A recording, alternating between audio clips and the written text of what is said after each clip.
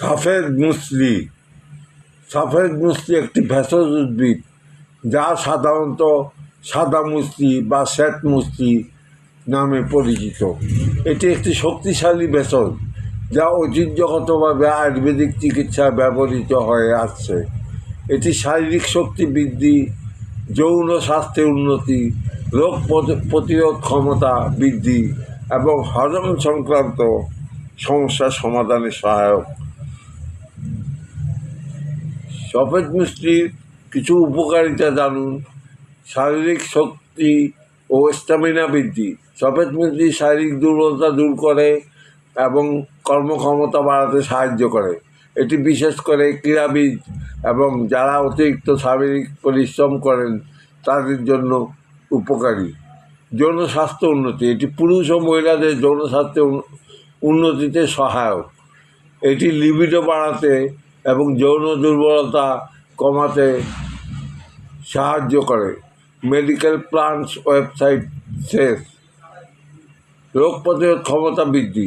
এটি রোগ প্রতিরোধ ক্ষমতা বাড়াতে সাহায্য করে এবং শরীরের রোগ প্রতিরোধ ক্ষমতা বৃদ্ধি করে। হজম সংক্রান্ত সমস্যা সমাধান।